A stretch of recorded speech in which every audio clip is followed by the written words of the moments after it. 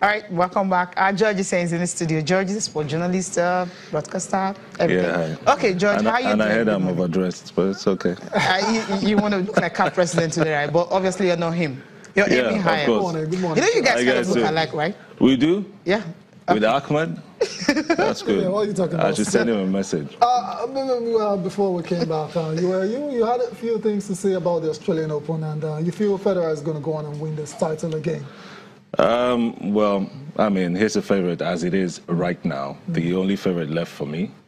And yeah, I think that's it, you know. World number 2 at the Chong, I think Chong has had his, you know, when you maybe when Liverpool beats Man United, they know that the season is made for them and all that. You know, Chong did it when he eliminated Djokovic, and I feel that's going to be the high point for him for this tournament. Wow. That's it. Will he go all the way? I'm not sure about that. I like that. Okay, we'll end it there. But he's actually, you know, he's made an impression. Absolutely. Yeah, of course. First Korean. You see the fans, I mean, it's so, okay, it brought something. Nigeria playing the Grand Slam final. Okay, I'm praying for that. It's going to come, right? Okay, now let's come home. Talk about Super Eagles. We keep talking about the Super Eagles, I mean, every day, always in the news. Because, I mean, we're preparing for the biggest tournament in the world, the World Cup. Nothing is bigger than that. Considering the Olympics. Okay. Now, the FIFA World Cup coming up in June, and Namaju Pinnick says he's actually keeping tab with all the players. I mean, where the players are going to go in the transfer market, he knows everything about them. And that, he believes, is going to help the synergy in the team and also help them prepare so well for the World Cup. We'll listen to Namaju now, just get reaction from George. We're in touch with the players. We also went further by even talking to some of the players regarding their transfers. As I speak to you, I know where Ahmed Musa is going to. We're in touch with Kelechi and his team.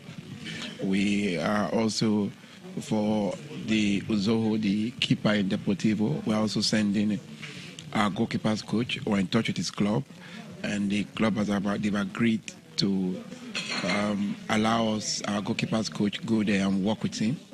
So Pianotti is going to be, to Deportivo, is going to work with the team in making sure that the team is not, their own goalkeeper's trainer is not dealing with that goalkeeper, is what they will do. So we are providing services that people do not know we are doing.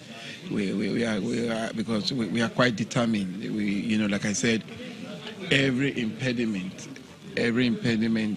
human or material impediment that will not make us succeed in Russia, we want to eliminate it as much as possible. So we're really working, and the players are cooperating. Everybody's happy about it. And we just have a strong belief that we can make it happen in Russia.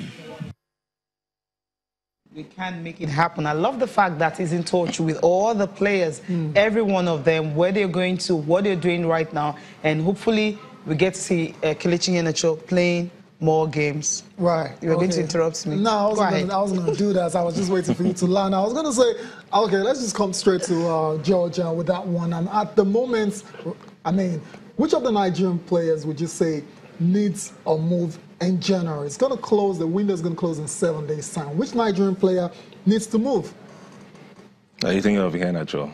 I'm actually asking you a question. Which of them? I mean, there's several of them that are not getting game time. There's a part of that interview where Namaju Pinnick talked about Iheanacho playing, and you know, Nigerians don't know why that's happening right now. I think the generality of the NFF and Gernot Rohr supports him staying at Leicester City to see if he can get more playing time. I think we talked about him some weeks back. I said, you know, the movement, you know, should be steady. He should just steady himself somewhere, see if he can play his way into a reckoning at Leicester City. Well, that said, I know people have divergent views about that. If he can get a club that can offer him that playing time that we need, fine. But we know he's one of the top of the pack or top of the peak going to the World Cup. And Namaju Pinnick also sounded like he knows all the players that are going to the World Cup. I think we talked about this as well. We know a sizable amount of players that are going to the World Cup as well.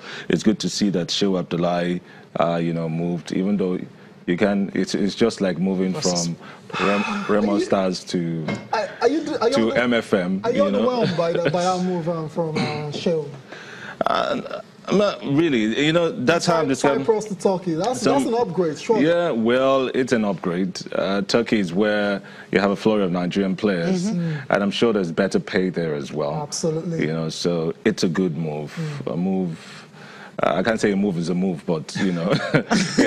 No, as long as it's an upgrade from where he will get it's a move to be playing more seems to would assure him more playing time, which is what most players need. Every player needs now going to the World Cup. You practically dodge the play. Right, The first question you asked, which of the players you feel can actually move right now? Because you talked about the fact that Kelechi Iheanacho happens to be one of the top-notch players that we know going to the World Cup, right? Yes. Ahmed Musa, of course, is another one you're looking at, because if you check around you, you can't easily get a replacement for these players. So that's why the movement is actually really it's going to be cool right now. Or them playing top the list. Okay, Ahmed Musa for you. Now you're talking. Musa will top the list. Okay, and it seems he will move. Because from the hints that Amanju Pinnick gave, because he knew. Well, you know the club. Can you tell me? I don't know. Okay. We should ask Pinnick. We'll wait 7 days to the end of the transfer window. That's the January transfer window. We'll find out which of the Nigerian players make that move eventually. Let's come from the Super Eagles and come talk about the home-based Super Eagles. They're in Morocco at the moment, and they have qualified for the quarterfinals. That's no longer news, but the news this morning is they'll be taking on Angola in that quarterfinal matchup on Sunday. And George, Angola, and Cecilia talked about it earlier. Angola, Nigeria. I mean, well, this tournament, I can say we're lucky to draw Angola. Lucky. Well, we finished top of our group, of course, and we have to play the second place in the other group. Right. Angola have only scored 1 goal in this tournament. You know, they had 2 draws and 1 win. That saw them through to the quarterfinals, which is like magic. You know, but you never know. Angola, when it comes to Angola, Nigeria, I think they stopped us from going to one of the World Cups or so. But the Super Eagles have been getting better with